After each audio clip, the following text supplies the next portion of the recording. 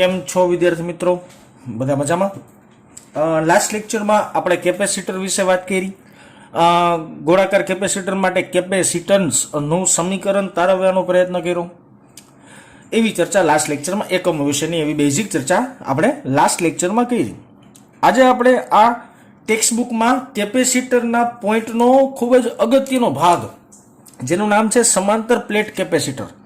આ વ્યવહારિક જીવનમાં કેપેસિટરના ઘણા બધા પ્રકાર હોય, પરંતુ આપણી ટેક્સ્ટબુકની અંદર લિમિટેશનમાં ખાલી સમાંતર પ્લેટ કેપેસિટર એક જ આપવામાં આવેલું છે. તો એને આપણે બહુ વ્યવસ્થિત સમજવાનો પ્રયત્ન કરવાનો છે. સૌથી પહેલાં તો આપણે સમાંતર પ્લેટ કેપેસિટર એટલે શું, તેની રચના કેવી હોય અને તે કાર્ય કેવી રીતના કરશે અને તેનું કેપેસિટન્સ કેટલું હોય, ત્રણ બાબતો આજના લેક્ચરમાં આપણે સમજવાની છે. પહેલી બાબત સમાંતર પ્લેટ કેપેસિટરની રચના, પછી તે કેવી રીતના વર્ક કરશે અને તેના કેપેસિટન્સનું સમીકરણ. આપણે આ ત્રણ બાબત જ આ લેક્ચરમાં સમજવાની છે. તો શરૂઆત કરીએ. ધારો કે સમાંતર પ્લેટ કેપેસિટરને શબ્દને જો તમે છૂટો પાડી દો ને તો આની રચના વિશે તમને આઈડિયા આવી જાય. સમાંતર પ્લેટ, બે પ્લેટ લેવાની, જે બે પ્લેટ એકબીજાને સમાંતર હોય તેવી રચનાને સમાંતર પ્લેટ કેપેસિટર કહેવાય. હજી એના થોડીક ટર્મ્સ એન્ડ કન્ડિશન ધ્યાનમાં રાખશું. તો કે જે બે પ્લેટ લીધી હોય તે બે પ્લેટનું ક્ષેત્રફળ એટલે કે એરિયા, જેને આપણે એ વડે દર્શાવીએ, તેનું ક્ષેત્રફળ સમાન હોવું જોઈએ. તે બે પ્લેટ એકબીજાથી સ્મોલ ડી જેટલા ડિસ્ટન્સે રહેલા હોવા જોઈએ. એવી બે પ્લેટ કે જેનું ક્ષેત્રફળ સમાન હોય, એકબીજાને સમાંતર હોય અને તે બંને પ્લેટ એકબીજાથી સ્મોલ ડી જેટલા અંતરે રહેલા હોય.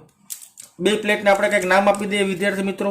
આને આપણે કહી દઈએ છીએ પ્લેટ નંબર ધારો કે 1, આને આપણે કહીએ છીએ ધારો કે પ્લેટ નંબર 2.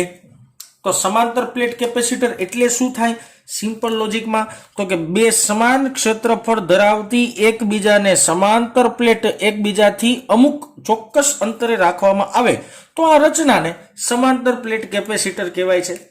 આના માટે ટર્મ્સ એન્ડ કન્ડિશન છે આ ડી માટે. તો કે ડી નું મૂલ્ય મોર લેસ ધેન એ હોવું જોઈએ. ડી નું મૂલ્ય મોર લેસ ધેન એ હોવું જોઈએ. જો આ ટર્મ્સ એન્ડ કન્ડિશન પડાતી હોય ને તો જ એને સમાંતર પ્લેટ કેપેસિટર કહી શકાશે. હવે આ ટર્મ્સ એન્ડ કન્ડિશન શું કરવા લીધી કે આ જે પ્લેટ છે એનું જે ક્ષેત્રફળ છે એ ક્ષેત્રફળના મૂલ્ય કરતા તે બે પ્લેટ વચ્ચેનું અંતર ખૂબ જ એવું નાનું રાખવું પડશે.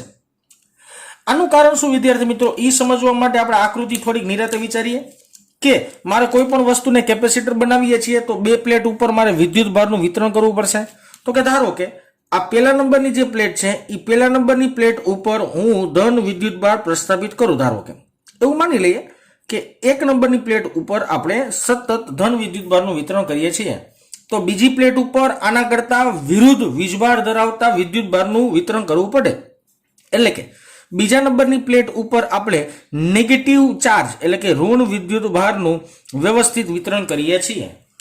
અત્યારમાં ટર્મ્સ એન્ડ કન્ડિશન એવી લઈએ છીએ કે ધારો કે હું એમ કહું કે એક નંબરની પ્લેટ ઉપર અત્યારમાં પ્લસ ક્યુ જેટલો ચાર્જ છે, તો બે નંબરની પ્લેટ ઉપર એટલા જ મૂલ્યનો પરંતુ વિજાતીય પ્રકારનો ચાર્જ રાખવાનો. મૂલ્ય અલગ અલગ હોય તો ચાલે, પણ અત્યારમાં આપણે બે પ્લેટ પરનો વીજભાર સમાન જ લઈએ છીએ. તો આ રચનાને કહેવાય કેપેસિટર. આપણે વાત સમજતા હતા કે ડી મોર લેસ ધેન એ કેવી રીતના, તો સમજાવું. આને મેં ધન વિદ્યુત ભારિત કર્યો, આને મેં ઋણ વિદ્યુત ભારિત કર્યો. તો કોમન સેન્સ તમે સમજી શકો છો કે ભાઈ ધનથી ઋણ દિશામાં તમને વિદ્યુત ક્ષેત્ર મળશે. ધનથી ઋણ દિશામાં તમને વિદ્યુત ક્ષેત્ર મળશે. આવી રીતના કંઈક વિદ્યુત ક્ષેત્ર મળતું હોય છે તમને, અને આપણે વિદ્યુત ક્ષેત્રને આપણે દર્શાવીએ છીએ ધારો કે ઈ વડે. તો તમને પ્લસ થી માઇનસ પ્લેટ બાજુ વિદ્યુત ક્ષેત્ર મળતું હશે. એક વસ્તુ બીજી જે નોંધપાત્ર બાબત છે યાદ રાખશું ખાસ, કે આ બંને પ્લેટ વચ્ચેનું જે માધ્યમ છે એ માધ્યમ તરીકે આપણે અત્યારે હવા લીધું છે. આ માધ્યમ બદલાવશો તોય મતલબ બદલશે બેટા. એ કેવી રીતના એની ચર્ચા પણ પ્રસ્તુત લેક્ચરમાં આપણે કરવાના છીએ. સૌથી પહેલેથી વાત ચાલુ કરીએ. શું મેં તમને અત્યાર સુધી સમજાવ્યું?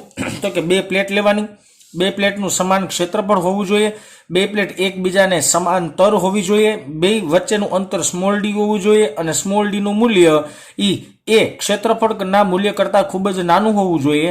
નાનું શું કરવા હોવું જોઈએ એની આપણે ચર્ચા કરીએ છીએ અત્યારમાં. બીજી એક વાત કે આ પ્લેટ ઉપર મેં ધન વિદ્યુત ભાર પ્રસ્થાપિત કર્યો તો આ પ્લેટ ઉપર તેટલો જ એટલે કે આમાં 500 વિદ્યુત ભાર હોય તો અહીંયા 500 જ રાખવાના, પણ અહીંયા 500 ધન હોય તો અહીંયા 500 કેવા લેવાના વિદ્યાર્થી મિત્રો? ઋણ લેવાના. ઓકે, તો ધન થી ઋણ બાજુ તમને શું મળશે? તો કે વિદ્યુત ક્ષેત્ર પ્રસ્થાપિત થયેલું મળશે અને વિદ્યુત ક્ષેત્રને આપણે નામ આપીએ છીએ ઈ.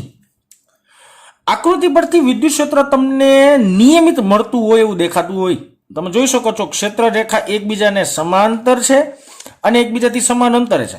ક્ષેત્ર રેખાઓ એકબીજાથી સમાંતર અને એકબીજાથી સમાન અંતરે છે. એનો મતલબ એવો થયો કે બે પ્લેટની વચ્ચેના વિસ્તારમાં તમને મળતું વિદ્યુત ક્ષેત્ર તે એક્ઝેક્ટલી નિયમિત મળે છે. તો આ કન્ડિશન કેના માટે છે? કે જો બે પ્લેટ વચ્ચે તમારે આવું નિયમિત ક્ષેત્ર જોતું હોય, બે પ્લેટ વચ્ચે તમારે આવું નિયમિત ક્ષેત્ર જોતું હોય તો સ્મોલ ડી નું મૂલ્ય એ કરતા ખૂબ જ નાનું રાખવું પડશે. જો નહીં રાખો તો તમને વચ્ચે મળતું વિદ્યુત ક્ષેત્ર આવી રીતના નિયમિત મળશે નહીં. એટલે ટર્મ્સ એન્ડ કન્ડિશન કેની છે હવે સમજાઈ જવું જોઈએ કે મારે બે પ્લેટ વચ્ચે જો નિયમિત ક્ષેત્ર જોઈતું હોય તો તમારે આ ટર્મ્સ એન્ડ કન્ડિશન પાડવી પડશે. ઓકે, સરસ. હવે આપણે પેલું ચેપ્ટર ભણ્યા. પેલા ચેપ્ટરમાં ગાઉસના નિયમના છેલ્લા 4 ઉપયોગો ભણ્યા. યાદ આવતો હોય તો એક અનંત લંબાઈનો તાર હતો, પછી અનંત લંબાઈનું સમતલ હતું, પછી ગોળાકાર પોલી કવચ હતી, પછી ગોળાકાર ઘન કવચ હતી. ઘન કવચ મીન્સ કે ગોળો હતો, બરાબર ને? આવા 4 ઉપયોગો પેલા ચેપ્ટરમાં ભણ્યા. હવે એમાં બીજો ઉપયોગ હું તમને થોડોક યાદ દેવડાવું. બીજો ઉપયોગ શું હતો? તો કે એક અનંત વિસ્તારમાં પથરાયેલી સમાંતર પ્લેટ ને લીધે, અનંત વિસ્તારમાં પથરાયેલી સમાંતર પ્લેટ ને લીધે આજુબાજુના બિંદુએ મળતું વિદ્યુત ક્ષેત્ર, આજુબાજુના બિંદુએ મળતું વિદ્યુત ક્ષેત્ર સિગ્મા બાય 2 એપ્સિલોન 0 હતું. સિગ્મા બાય 2 એપ્સિલોન 0 હતું, જે ઓલરેડી આપણે પેલા ચેપ્ટરની અંદર સાબિતી સાથે સમજી ગયેલ છીએ.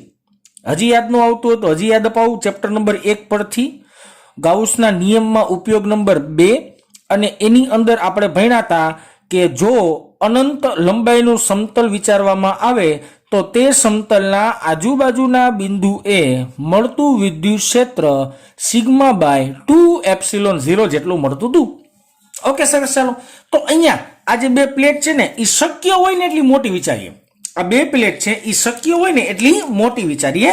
તો આ પ્લસ પ્લેટને લીધે ધારો કે હું કોઈ રેન્ડમલી એક બિંદુ પસંદ કરી લઉં. આ બિંદુ મેં પસંદ કરી દીધું રેન્ડમલી, ગમે ત્યાં લઈ શકાય. મેં અહીંયા લીધું છે એવો મતલબ ન લેતા કે અહીંયા જ લેવાનું, ગમે ત્યાં લઈ શકાય. ઓકે, તો આ પ્લસ પ્લેટને લીધે, ધન વિદ્યુત ભારિત પ્લેટને લીધે આ બિંદુએ મળતું વિદ્યુત ક્ષેત્ર કઈ દિશામાં? તો કે સાહેબ પ્લસ છે તો દૂર જતી દિશામાં જ વિદ્યુત ક્ષેત્ર હોય, એનો મતલબ આ દિશામાં થયું. આ પેલી પ્લેટને કારણે મળે છે એટલે E1 મેં નામ આપ્યું છે, બરાબર ને? ઓકે, ઋણ પ્લેટને લીધે આ બિંદુએ મળતું વિદ્યુત ક્ષેત્ર કઈ દિશામાં? તો કે સાહેબ પ્લેટ તરફની દિશામાં, એટલે આ દિશામાં, જેને આપણે કહી દઈએ E2. હવે મેં અહીંયા પરિણામી વિદ્યુત ક્ષેત્ર તરીકે E કીધું છે, તો પરિણામી વિદ્યુત ક્ષેત્ર E એટલે શું થાય વિદ્યાર્થી મિત્રો? તો કે E1 અને E2 નો સરવાળો કરશો તો જે જવાબ આવશે પરિણામી વિદ્યુત ક્ષેત્ર E નો આવશે. હજી એકવાર મારી એક વાત રિપીટ કરી નાખું બેટા, કે મેં બે સમાંતર પ્લેટ કેપેસિટરની વચ્ચેના ભાગમાં કોઈ એક બિંદુ વિચાર્યું. મેં એવું કીધું કે ધન વિદ્યુત ભારિત પ્લેટને લીધે આ બિંદુએ મળતું વિદ્યુત ક્ષેત્ર કઈ દિશામાં? તો ખબર જ છે કે ધનને લીધે મળતું વિદ્યુત ક્ષેત્ર હંમેશા દૂર જતી દિશામાં હોય, એટલે મેં E1 નો સદિશ આવી રીતના દોર્યો છે. પછી ઋણ પ્લેટને લીધે તે જ બિંદુએ મળતું વિદ્યુત ક્ષેત્ર કઈ દિશામાં? તો કે ઋણ પ્લેટને લીધે મળતું વિદ્યુત ક્ષેત્ર હંમેશા પ્લેટ તરફની દિશામાં હોય, એટલે કે આ બાજુ. તો બે એક જ દિશામાં આવ્યા તો પરિણામી વિદ્યુત ક્ષેત્ર કેમ મળે? તો કે ઈ જ દિશામાં મળે, પ્લસ થી માઇનસ જ મળે. પરિણામી વિદ્યુત ક્ષેત્રનું મૂલ્ય કેટલું? તો કે પ્રત્યેક એક પ્લેટ દ્વારા ઉદ્ભવતા વિદ્યુત ક્ષેત્રના સરવાળા જેટલું પરિણામી વિદ્યુત ક્ષેત્રનું મૂલ્ય હશે. ઓકે, સરસ. ચાલો, તો હું સૌથી પહેલા વિદ્યુત ક્ષેત્ર શોધવા માટે આપણે આગળ વધીએ. અહીંયા લખું છું બેટા કે કેપેસિટરની બે પ્લેટ વચ્ચેના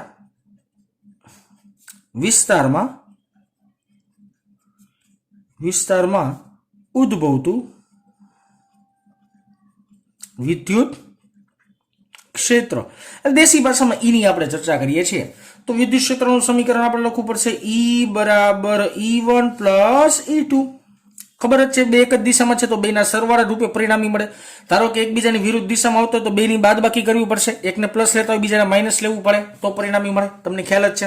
ઓકે, E બરાબર E1 એટલે શું?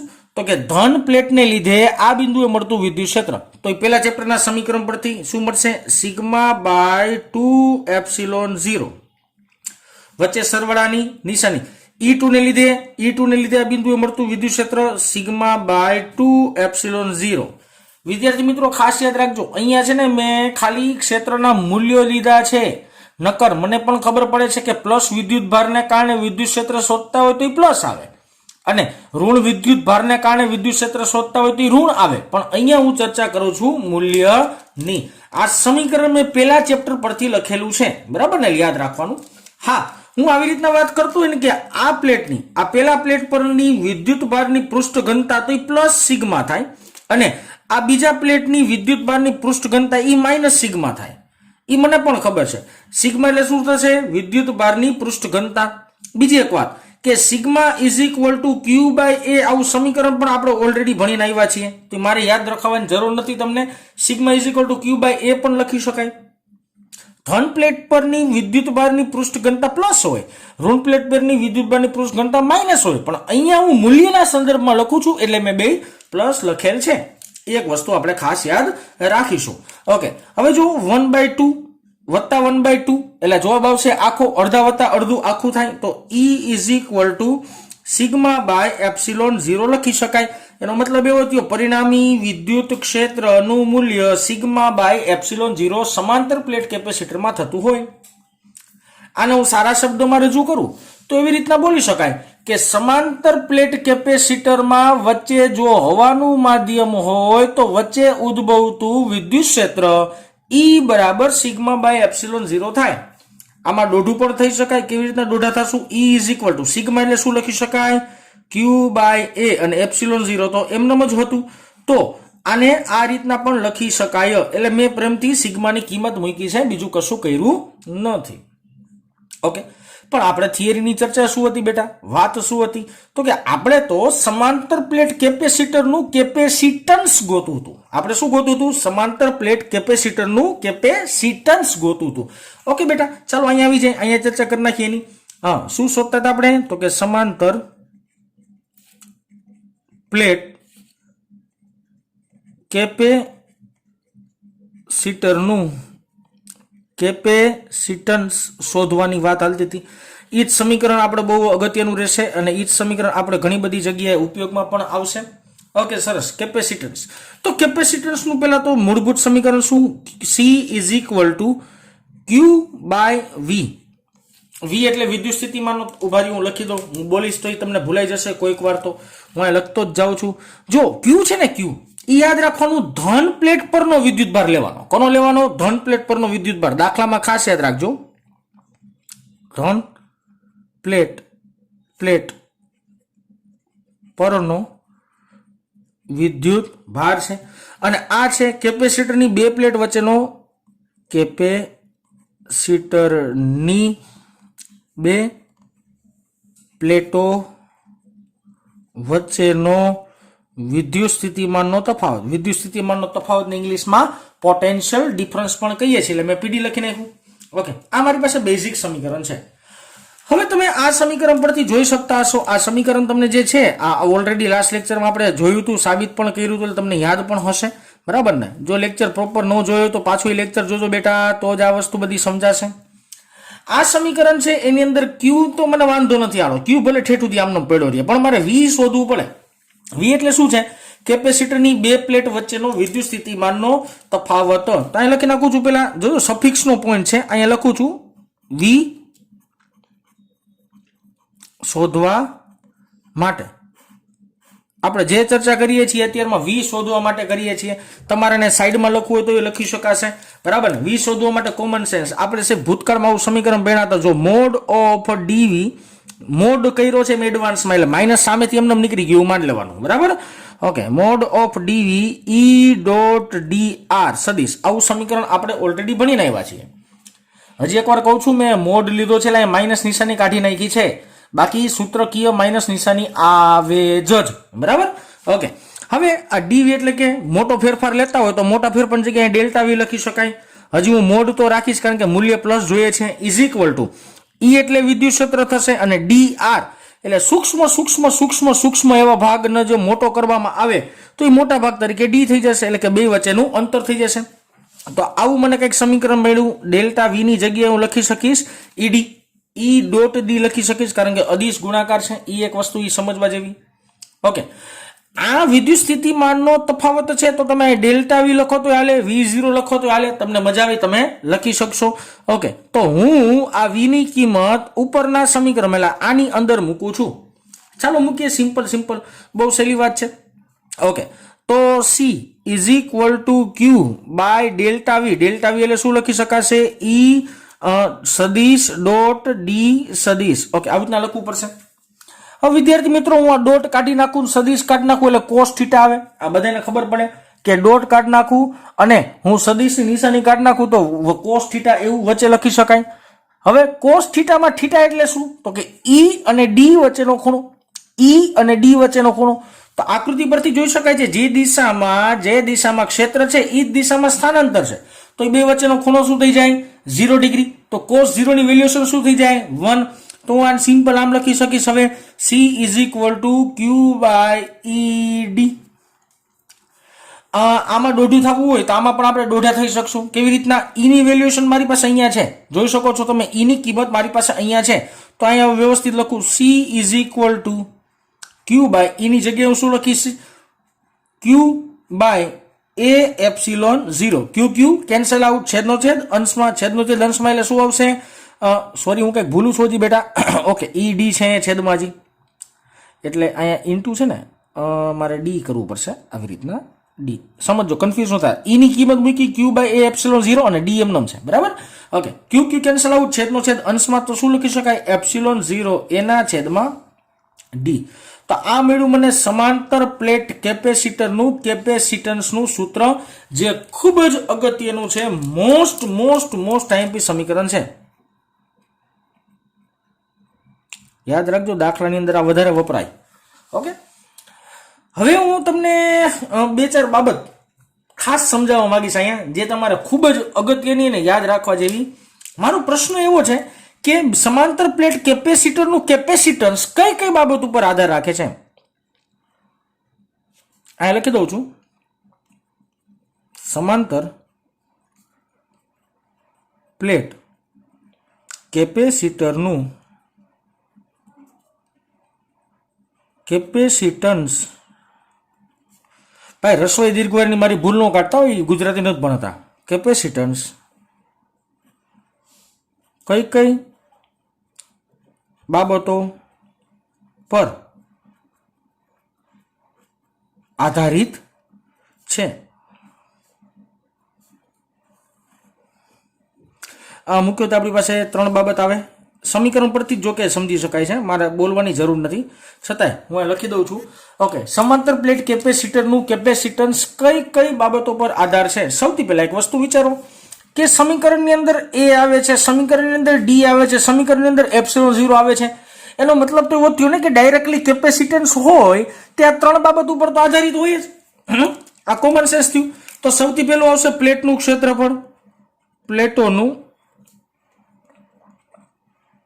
ક્ષેત્રફળ એટલે આપણી ભાષામાં એ, બરાબર ને, એરિયા. બે પ્લેટ વચ્ચેનું અંતર બીજું કહી શકાય, બે પ્લેટો વચ્ચેનું અંતર એટલે આપણી ભાષામાં સ્મોલ ડી.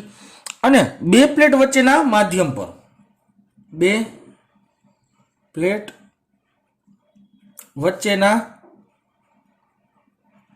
માધ્યમ પર.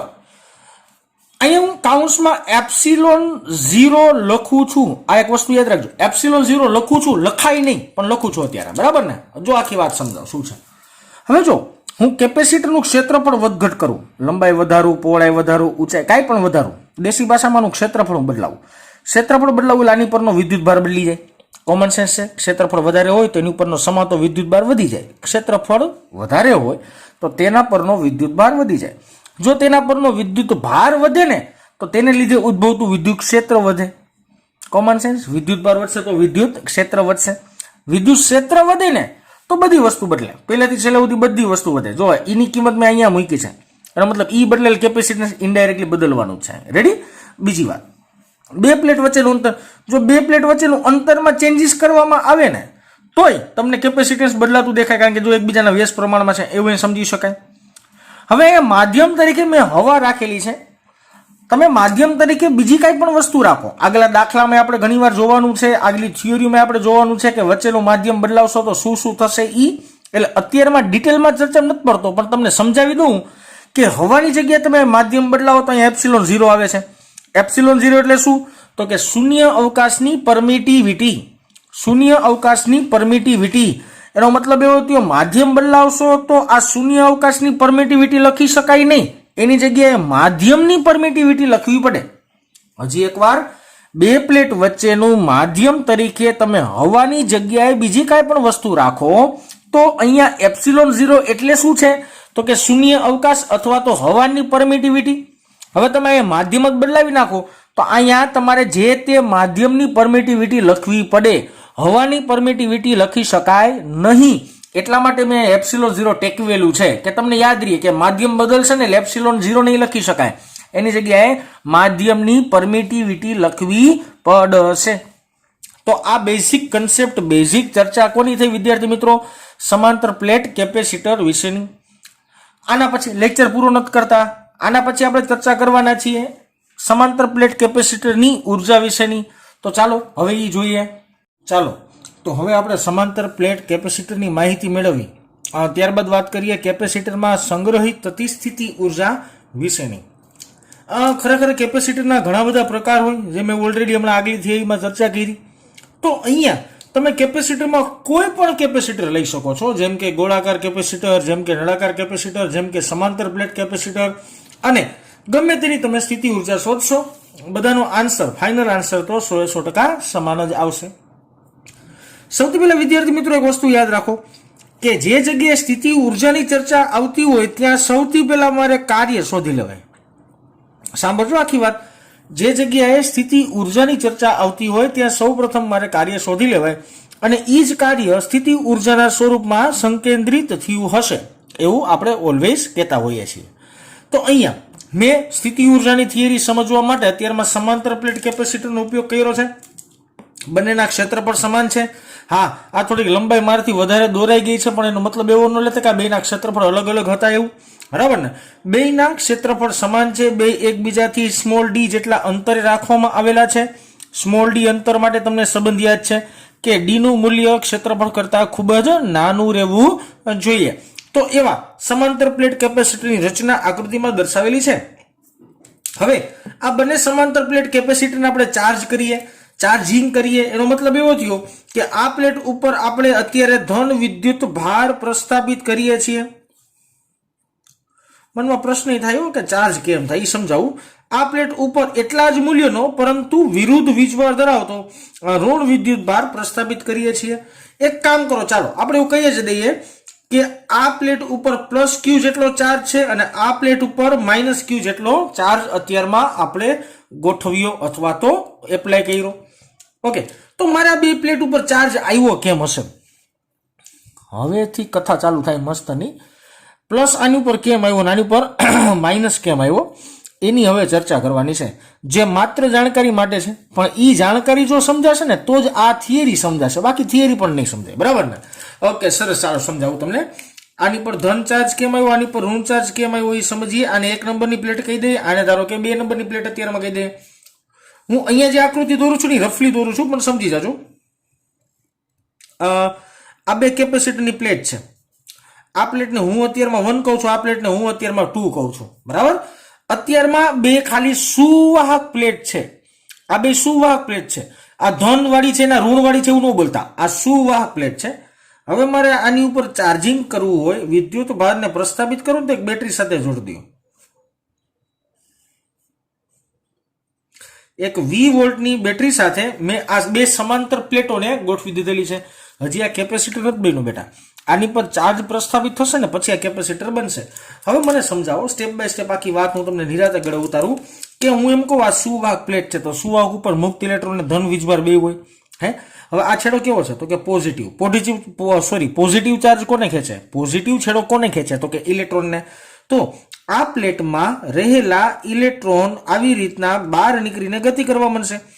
ઇલેક્ટ્રોન બહાર નીકળીને આવી રીતના ગતિ કરતા કરતા કરતા કરતા કરતા કઈ બાજુ જશે? તો કે ધન ધ્રુવ બાજુ જવા માંડશે. આવી રીતના ઇલેક્ટ્રોન ગતિ કરતા કરતા ધન ધ્રુવ બાજુ જશે. આખી સર્કિટ પૂરી જ કરવાની હોય એટલે આમ કહી શકાય કે ઇલેક્ટ્રોન ગતિ કરતા કરતા કરતા કરતા કરતા આવી રીતના પણ જતા હશે. આવી રીતના જઈને કઈ બાજુ જતા હોય? તો કે એક કેપેસિટરની બીજી પ્લેટ ઉપર જતા હોય ઇલેક્ટ્રોન આવી રીતના ગતિ કરતા કરતા. એનો મતલબ એવો થયો કે આની પર નેગેટિવ ચાર્જ ભેગો થયો એટલે આ પ્લેટ નેગેટિવ ચાર્જ ધરાવવા માંડે. આની પર નેગેટિવ ચાર્જ નીકળો એનો મતલબ એવો થયો ને વૈધો કયો? Positive charge. હજી એકવાર આખી વાર સમજજો. બે સુવાહક પ્લેટ લીધી મેં. સુવાહક પ્લેટને મેં ડીસી બેટરી સાથે જોડી દીધી. બેટરીનો આ છેડો ધન છે. એનો મતલબ એવો થયો કે આ પ્લેટમાં રહેલા ઇલેક્ટ્રોનને આ ધન છેડો પોતાની બાજુ આકર્ષે તો આ બધા ઇલેક્ટ્રોન બહાર નીકળીને અહીંયા ધન છેડા બાજુ આવે. હવે આ જો આખી રચના આખો બંધગાળો મારે પૂર્ણ જ કરવાનો હોય એટલે આ ઇલેક્ટ્રોન ગતિ કરતા કરતા કરતા બીજા નંબરની પ્લેટમાં જાય. એનો મતલબ એવો થયો બીજી પ્લેટ ઉપર ઇલેક્ટ્રોન પ્રસ્થાપિત થયો. પેલી પ્લેટમાંથી ઇલેક્ટ્રોન નીકળો. આમાંથી ઇલેક્ટ્રોન નીકળે એટલે વધે શું પાછળ? ધન વિદ્યુત ભાર. અને આમાં શું વધે? ઋણ વિદ્યુત ભાર. એટલા માટે હવે આ પ્લેટ ધન થઈ ગઈ અને હવે આ પ્લેટ કેવી બની ગઈ વિદ્યાર્થી મિત્રો? ઋણ બની ગઈ. હવે મને એક વાત બીજી સમજાવી દો તમે કે સાહેબ મેં બેટરી જોઈડી. આખી વાત હું જે બોલું છું એ ખાસ સમજવાની છે બેટા. મસ્કરીમાં જ લેવાની પણ સમજવાની પણ છે. ઓકે, મેં બેટરી જોઈડી. બેટરી જોડતા વેત આની ઉપર પ્લસ ક્યુ જેટલો ચાર્જ આવી ગયો. બેટરી જોડતા વેત આની ઉપર માઇનસ ક્યુ જેટલો ચાર્જ આવ્યો. તો કે ના, આમાં તો સાહેબ વાર લાગે. એમ હવામાન ન કહી શકે. આમાંથી એક ઇલેક્ટ્રોન નીકળો એ અહીંયા પોગે ત્યારે આમાં એક ચાર્જ આવ્યો અને આમાં એક પ્લસ ચાર્જ આવ્યો. આમાંથી બીજો ઇલેક્ટ્રોન નીકળે ને અહીંયા પહોંચે તો આમાં બે ઋણ ચાર્જ થયા અને આમાં બે ધન ચાર્જ થયા. આમાંથી ઇલેક્ટ્રોન નીકળે ને અહીંયા પહોંચે તો આમાં 3 ઋણ ચાર્જ થયા, આમાં 3 પ્લસ ચાર્જ થયા. તો આ વસ્તુ ધીરે ધીરે ધીરે ધીરે ધીરે પ્લેટો ઉપર ચાર્જિંગ થતું હોય. એક જ ઝાટકે ન થઈ જાય. બરાબર ને? વાર લાગે. ઓકે, સરસ. હવે જો હવે હું આવું પણ બોલી શકું ને બેટા, મારે બોલવું જ છે તો આવું બોલી શકું ને કે આ નેગેટિવ છે ને નેગેટિવ ઈ ઠેકડો મારીને અહીંયા આમ ગયા છે. અથવા એમ બોલી શકું ને કે આમાં રહેલા પોઝિટિવ ચાર્જ અહીંયા ગયા છે. આમાં રહેલા પોઝિટિવ ચાર્જ અહીંયા ઉભા આ આકૃતિમાં દર્શાવું. ઉપરની આકૃતિ છે ને એની અંદર દર્શાવું. ટેકનિકલી તમે જુઓ એનો મતલબ શું થયો તો કે ધન પ્લેટમાંથી ઇલેક્ટ્રોન નીકળીને ઋણ પ્લેટમાં ગયા. ઇલેક્ટ્રોન ધન પ્લેટમાંથી કઈ બાજુ ગયા? ઋણ પ્લેટમાં ગયા. જો તમે આ આકૃતિમાં જોઈ શકો છો તો અંદર એવું થતું હશે ને કે ભાઈ ઋણ પ્લેટમાંથી ધન વીજભાર ક્યાં જતો હશે? આ પ્લેટ ઉપર જતો હોય. આ પ્લેટમાંથી ધન વીજભાર ક્યાં જતો હશે? આ પ્લેટ ઉપર જતો હશે. એવું કહી શકે ને? કોમન સેન્સ ને? તો જ આખે ચક્ર પૂરો થાય, બાકી થાય નહીં. આમાં રહેલો ઇલેક્ટ્રોન ગતિ કરીને બેટરીના માધ્યમથી આ પ્લેટ ઉપર જમા થઈ ગયો. તો અહીંયા હવે પોઝિટિવ ચાર્જ થયો ને અહીંયા નેગેટિવ વધ્યો. તો આપણે અંદરના ભાગમાં એવું બોલી શકાય ને બેટા કે અહીંયા રહેલો ધન વિદ્યુત ભાર ગતિ કરીને અહીંયા ગયો છે. હે, ધારો કે હું બોલું છું એ વસ્તુ કાંઈ તમને સમજાણી જ નહીં. It's okay. એક થિયરી આવતી પ્રવાહ વિદ્યુત નામના ચેપ્ટરમાં. જો કે બધાને પ્રવાહ વિદ્યુત ચેપ્ટર હાલી જ ગયું છે. એમાં થિયરી આવતી જેનું નામ હતું EMF, ઇલેક્ટ્રોમોટિવ ફોર્સ. હે, ઓકે. એની વ્યાખ્યા શું? તો કે એકમ ધન વિદ્યુત ભારને બેટરીના ઋણ છેડાથી લઈને ધન છેડા સુધી કરવા પડતા કાર્યને આપણે એવી વાત કરતા કે નહીં? એકમ ધન વિદ્યુત ભારને ઋણ છેડાથી ધન છેડા સુધી. તો અહીંયા એ એપ્લાય કરી શકાય કે એકમ ધન વિદ્યુત ભાર અહીંયા છે એને મારે ઋણ છેડાથી ક્યાં લઈ જવાનો છે? ધન છેડા બાજુ લઈ જવાનો છે. ઇલેક્ટ્રોન આમ જતો હોય, ધન વિદ્યુત ભાર આમ જતો હોય છે. ઓકે, સરસ. સારું. હવે આ છે ને આ વસ્તુ આપણે સ્ટેપ બાય સ્ટેપ સમજવાની છે. બહુ સ્ટેપ બાય સ્ટેપ સમજવાની છે. અને મેં તમને કીધું એમ કે આની ઉપર પહેલા એક વિદ્યુત ભાર, આની ઉપર 1 2 2 3 3 આવી રીતના પછી QQ જેટલા વિદ્યુત ભાર પ્રસ્થાપિત થાય. એક જ ઝાટકે બે વિદ્યુત ભારિત 100% ન થાય. તો અમુક કન્ડિશન વિચારીએ. ધારો કે હું કહું T બરાબર 0 સમય, હજી આપણે બેટરી જોઈડી નથી, ખાલી પ્લેટ એમનેમ જ છે. ત્યારે બંને પ્લેટ પરનો વિદ્યુત ભાર કેટલો? 0. અને બંને પ્લેટ પરનો વિદ્યુત ભાર 0 એટલે બે વચ્ચેનો સ્થિતિમાનનો ફેરફાર જેને આપણે ઉપર ડેલ્ટા V લખીએ. સ્થિતિમાનનો તફાવત કેટલો બનશે? તો કે 100% 0 જ બનશે. એવી રીતના આપણે બીજી વાત કરીએ કે ધારો કે T બરાબર T સમયે માન લે, એક સમય આખો પૂરો થઈ ગયો માન લે, T બરાબર T સમયે બધોય વિદ્યુત ભાર પ્રસ્થાપિત થઈ ગયો, Q બરાબર Q થઈ ગયો. અને ત્યારે વિદ્યુત સ્થિતિમાન V કેટલું મળતું હોય છે? ડેલ્ટા V જેને કેવું પડશે ત્યારે કેટલું મળતું હોય છે? તો કે અમારી પાસે સૂત્ર હતું હમણાં, C = Q ના છેદમાં ડેલ્ટા V. આ સમીકરણ પરથી ડેલ્ટા V ના સૂત્ર કરતા બનાવો તો Q ના છેદમાં C થાય. આ પ્રારંભિક પરિસ્થિતિ થઈ. આ પ્રારંભિક પરિસ્થિતિ થઈ અને આ અંતિમ પરિસ્થિતિ થઈ. વચ્ચે એક પરિસ્થિતિ મારે વિચારવી પડે. આ પ્રારંભિક પરિસ્થિતિ, આ અંતિમ પરિસ્થિતિ. હું ધારો કે એવું માનું કે આના પરથી ડીક્યુ જેટલો ચાર્જ, માઇનસ પ્લેટ પરથી ડીક્યુ જેટલો ચાર્જ આની પર ગયો. આ માઇનસ એટલે કે 2 નંબરની પ્લેટ ઉપરથી ડીક્યુ જેટલો સૂક્ષ્મ ચાર્જ પહેલા નંબરની પ્લેટ ઉપર ગયો, તો ત્યારે કરવું પડતું કાર્ય શું? તો કે ત્યારે કરવું પડતું કાર્ય 0. કારણ શું કરવા? અત્યારમાં સ્ટાર્ટિંગ લેવલે તમે આખી વાત બેટા વિચારતા હોય ત્યારે મનમાં એક વસ્તુ ખાસ યાદ રાખજો કે સ્ટાર્ટિંગમાં 2 વિદ્યુત ભારિત પ્લેટ ઉપર ચાર્જ છે જ નહીં. આ ખાલી સુવાહક પ્લેટ છે, આ ખાલી સુવાહક પ્લેટ છે, બરાબર. હવે આ પ્લેટ છે ને ઈ જ મેં અહીંયા દોરી રીતે ની જ બેટરીમાં જોડીને મેં તમને સમજાવ્યું. બેટરી જોડ્યા પછી આવી કંઈક રચના થતી હશે. એટલે સાવ 0 સમયની વાત કરો ને તો વિદ્યુત ભાર 0 હશે ને વિદ્યુત સ્થિતિમાનનો તફાવત એ 0 જ હશે. છેલ્લા સમયની વાત કરશો ને તો બધો વિદ્યુત ભાર પ્રસ્થાપિત થઈ ગયો હશે અને ત્યારે વિદ્યુત સ્થિતિમાનનો તફાવત કેપેસિટન્સના સૂત્રો પરથી આવી રીતના ગોતી શકાશે. પણ હું તમને એમ કહું કે હાવ પહેલી વાર સ્ટાર્ટિંગની વાત કરો તો t બરાબર 0 સમયવાળી, આની પર ચાર્જ જ નથી. હવે હું એમ કહું કે સમયની શરૂઆત થઈ, એનો મતલબ એવો થયો ને કે અહીંથી ચાર્જ ઉપડીને ક્યાં ગયો છે? આ પ્લેટ ઉપર ગયો છે. 2 નંબરની પ્લેટ ઉપરથી ચાર્જ ક્યાં ગયો છે? 1 નંબરની પ્લેટ ઉપર ગયો છે. મતલબ આએ ધન વિદ્યુત ભાર ગુમાવ્યો, આએ ધન વિદ્યુત ભાર મેળવ્યો. તો અહીંયા ધન ગુમાવાય તો અહીં નેગેટિવ ચાર્જ આવે, અહીંયા ધન મેળવાય તો પોઝિટિવ ચાર્જ આવે. અહીંયા ધન ગુમાવાય તો નેગેટિવ ચાર્જ આવે અને અહીંયા ધન મેળવાય તો પોઝિટિવ ચાર્જ આવે. હવે આ વિદ્યુત ભારને અહીંથી અહીંયા લઈ આવવા માટે કરવું પડતું કાર્ય કેટલું? તો કે 0. કોમન સેન્સ છે ને, 0. ખબર છે ને, પેલા વિદ્યુત ભારને તંત્રમાં ગોઠવવા માટે કરવું પડતું કાર્ય શું મળતું હતું તમને? 0 જ મળતું હતું. હવે જો, હવે અહીંયા એક ધન આવી ગયો છે અને અહીંયા એક ઋણ બની ગયો છે. હવે આમાંથી એક ધનને બહાર કાઢવો છે તો અહીંયા કાર્ય કરવું પડે, કારણ કે ઓલરેડી પેલા ઋણ તો હતો જ. સ્ટેપ બાય સ્ટેપ મારે તમને સમજાવવું હોય તો બહુ રફલી ઉભારી હું અહીંયા રફલી થોડુંક નીચે સમજાવું. અહીંયા ધ્યાન આપજો, હાવ રફલી સમજાવું છું, ધ્યાન આપજો. આ એક પ્લેટ છે, આ બીજી પ્લેટ છે, બરાબર. ઓકે, આ મારે અંતમાં પ્લસ કરવાની છે એવું માનો. હજી પ્લસ નથી હો, અંતમાં પ્લસ કરવાની છે અને આ મારે અંતમાં નેગેટિવ કરવાની છે એવું માની લે. રેડી? આટલી વાત? ઓકે, સરસ. ચાલો હવે જો ખાસ વસ્તુ વિચારો. અહીંથી એક વિદ્યુત ભાર ઉપરી નામ ગયો, આ ડીક્યુ જેટલો સૂક્ષ્મ વિદ્યુત ભાર ગયો એવું માનીએ. અહીંથી એક વિદ્યુત ભાર ઉપરી નામ ગયો તો આમાં એક વિદ્યુત ભાર ઘટ્યો, આમાં એક ધન વિદ્યુત ભાર ઘટ્યો તો અહીંયા શું વધે? Negative charge. અહીંયા એક ધન વિદ્યુત ભાર મળ્યો તો અહીંયા શું વધ્યું? Positive charge. આ પેલા વિદ્યુત ભારને અહીંથી અહીંયા લઈ જવા માટે કરવું પડતું કાર્ય 0. કેમ કરવું પડતું કાર્ય 0? કોમન સેન્સ છે કે અહીંયા વિદ્યુત ક્ષેત્ર હતું જ નહીં, અહીંયા કઈ બળ હતું જ નહીં, એટલે કાર્ય કરવું જ નહીં પડે. પણ હવે આમાંથી મારે ધન વિદ્યુત ભારને બહાર કાઢીને અહીંયા લઈ જવો છે.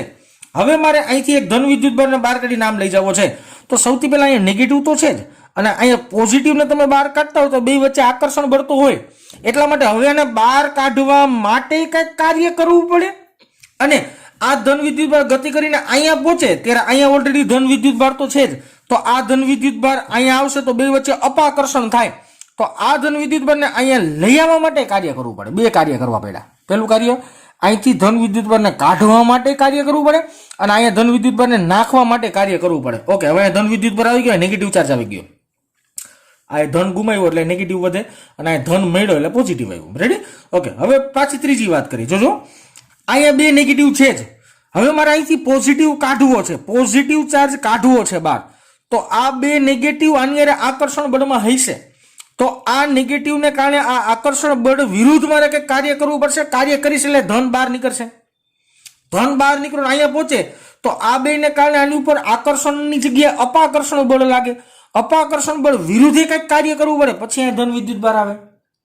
દેશી ભાષામાં પેલા વિદ્યુત ભારને લઈ જવા માટે કાર્ય ન કરવું પડે, પછી બીજા વિદ્યુત ભાર લઈ જવું હોય તો અહીંથી બહાર કાઢવા કાર્ય કરવું પડે ને અહીંયા નાખવા કાર્ય કરવું પડે. આવી રીતના ડબલ કાર્ય કરવા પડશે. ઓકે, તો હું અહીં વચ્ચેની જે પરિસ્થિતિ વિચારું છું, બીજી પરિસ્થિતિ જે વિચારું છું, આવી કંઈક વિચારું કે ટી બરાબર ટી ડેશ સમયે, આ પ્રારંભિક છે, અંતિમ છે, વતલી સ્થિતિ છે, ત્યારે ધારો કે એક પ્લેટ પરથી બીજા પ્લેટ ઉપર ક્યુ જેટલો ચાર્જ ગયો, સ્મોલ ક્યુ જેટલો, એટલે કે 2 નંબરની પ્લેટ પરથી 1 નંબરની પ્લેટ પર ક્યુ જેટલો ચાર્જ થયો અને ત્યારે બે પ્લેટ વચ્ચેનો વિદ્યુત સ્થિતિમાનનો તફાવત નીચેના સમીકરણ પરથી મેળવી શકાય. વિદ્યુત ભાર ક્યુ અને કેપેસિટન્સ સી, આવા સમીકરણ પરથી મેળવી શકાય. જો ક્યુ વિદ્યુત ભાર અંતમાં હતો, વતલી કન્ડિશનમાં સ્મોલ ક્યુ જાય છે. ઓકે, હવે આની ઉપરથી આપણે થોડીક ચર્ચા કરીએ. કાર્ય ગોતી લેશું ને બેટા, ખાલી કાર્ય ગોતી લેશું ને એટલે તમને 100% શું મળી જશે? સીધી ઉર્જા મળી જશે. એક કામ કરીએ, સ્ટેપ બાય સ્ટેપ હવે લખીએ આપણે કે હવે dq જેટલા સૂક્ષ્મ વિદ્યુત ભાર ને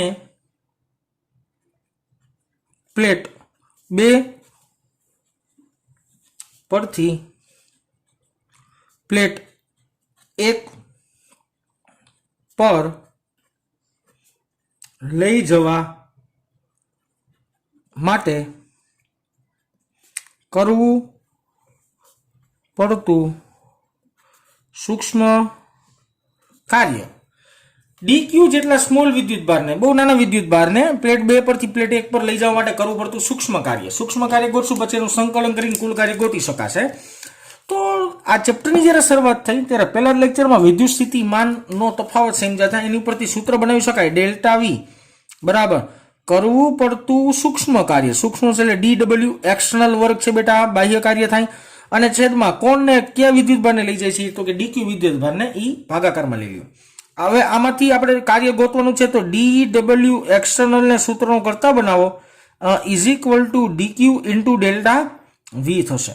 ઓકે, ડેલ્ટા વી ની કિંમત છે મારી પાસે q/c મૂકી શકાય. તો dw એક્સટર્નલ બરાબર q/c ઇન્ટુ dq થાય. આગળ પાછળ લખ્યું છે, ગુણાકારમાં છે એટલે કઈ બુદ્ધિ નથી આપવાની. તો આ મને બેટા સૂક્ષ્મ કાર્ય મળ્યું. આ ટર્મ્સ એન્ડ કન્ડિશન માટે સૂક્ષ્મ કાર્ય મળ્યું. સૂક્ષ્મ કાર્ય એટલે કે કોઈ વતલા સમયગાળે કોઈ એક નાનકડું કાર્ય. હવે કુલ કાર્ય,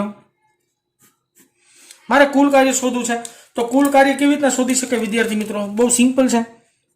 w એક્સટર્નલ બરાબર ઇન્ટિગ્રેશન ઓફ dw એક્સટર્નલ. આ જે સૂક્ષ્મ કાર્ય મળ્યું એનું સંકલન કરી નાખીએ એટલે મને કુલ કાર્ય મળી જાય. આ તો કોમન સેન્સ છે. ચાલો સંકલન કરીએ બેટા. ઇન્ટિગ્રેશન 0 થી q નું સંકલન, કારણ કે પહેલા વિદ્યુતભાર 0 હતો, પછી વિદ્યુતભાર q કરવું છે તો સંકલન ઠેઠ સુધીનું લેવું પડશે. dw એક્સટર્નલ ની કિંમત શું છે? q/c into dq. હવે કેપેસિટન્સ તો અચળ રાશિ છે, મેં તમને ઓલરેડી ઘણી બધી વાર વાત કરી છે. તો કેપેસિટન્સ ને બહાર કાઢીએ. ઇન્ટિગ્રેશન 0 થી q, બ્રેકેટની અંદર શું વધ્યું? q into dq. હવે dq ની સાપેક્ષે q નું સંકલન કરવાનું છે. સંકલનનું સમીકરણ તમને આવડે છે, બેઝિક ઇક્વેશન શું છે? એક વધે ને વધેલી એઠે લિમિટ શું થાય? 0 થી q. ઓકે, આ બગડાને પ્રેમ ભાવે બહાર કાઢી શકાય. બહાર કાઢવો હોય તો બહાર કાઢી લેવાય. તો 1/માં અહીંયા થઈ ગયું 2c, અહીંયા upper limit minus lower limit એટલે q² માઇનસ 0 નો સ્ક્વેર. લખવાની જરૂર નથી, તમે સમજી જતા હોય. તો આખું સમીકરણ મળે કે કુલ કાર્ય w એક્સટર્નલ બરાબર q²/2c. q²/2c. અને આ જેટલું કાર્ય થયું બેટા, આ જેટલું કાર્ય થયું તે કાર્ય બધું સ્થિતિ ઉર્જાના સંદર્ભમાં એકત્રિત અથવા તો કેન્દ્રિત થશે. આની ઉપરથી આપણે દોઢું થવું હોય, ઘણા બધા બારના ઇક્વેશન તમારે સાબિત કરવા હોય તો કરી શકાય. જેમ કે કેવી રીતના જો સમજાવું તમને બેટા, આની ઉપરથી 2 ઇક્વેશન બનાવી શકાય. અને 2 ઇક્વેશન એમસીક્યુ ની દ્રષ્ટિએ બહુ અગત્યના બેટા, એટલે યાદ રાખજો ખાસ. હું એમને મહેનત કહેતો, મારી પાસે એવું સમીકરણ હતું c બરાબર q/v. c બરાબર q/v આવું મારી પાસે સમીકરણ છે બરાબર. c બરાબર q/v. હવે આમાંથી q ને સૂત્રણ કરતા બનાવેલ cv થાય, q ને સૂત્રનો કરતા બનાવેલ cv થાય. મૂકો કિંમત u બરાબર c²v²/2c. cc ગયા એટલે મારી પાસે જવાબ શું આવ્યો? તો કે v²c/2, v²c/2. અથવા તો આને આમ પણ લખી શકાય 1/2 cv². આ પ્રચલિત છે, દેખાતું નથી પણ દેખાઈ જશે. 1/2 cv². ઓકે, હવે બીજું કંઈક કરીએ આમાં બેટા. આમાં c ને સૂત્રનો કરતા છે તો c ની જગ્યાએ q/v મૂકી દઈએ તો u is equal two q²/2 એમલમ. c ની જગ્યાએ q/v. એક q કેન્સલ આઉટ થાય એટલે વધે શું બેટા? તો કે qv/2. qv/2. આ બીજું સમીકરણ પણ પ્રચલિત છે. આ બે સમીકરણ શોર્ટકટની અંદર સમજી શકાય અને આને અલગ રીતના લખવું હોય તો 1/2 QV, યાદ રાખવા માટે 1/2 QV આમ પણ બોલાય. તો આ બધા સમીકરણ પ્રચલિત છે, પણ મારા મત અનુસાર તમે આ યાદ રાખો ને તો તમને આ બનાવતા ઇઝીલી આવડી જાય. તો આ તમને મળી કેપેસિટરની અંદર સંગ્રહિત થતી સ્થિતિ ઉર્જાનું સમીકરણ. ખાસ વસ્તુ યાદ રાખવાની, જે જગ્યાએ સ્થિતિ ઉર્જાનો ઉલ્લેખ આવે વિદ્યાર્થી મિત્રો, ત્યાં હંમેશને માટે કાર્ય ગોતવા માંડવાનું. કાર્ય કેમ ગોતવાનું? તો કે કોઈ પણ એક બિંદુએથી બીજા બિંદુ સુધીનું કાર્ય શોધી લેવાનું, એટલે તમને કુલ કાર્ય મળી જાય ને જે કાર્ય મળતું એ કાર્ય સ્થિતિ ઉર્જાના સંદર્ભમાં સંગ્રહિત પામતું હશે. તો ચાલો વિદ્યાર્થી મિત્રો આજે અહીંયા સુધી રાખીએ. નેક્સ્ટ લેક્ચરમાં આગળ વધારશું. આવજો.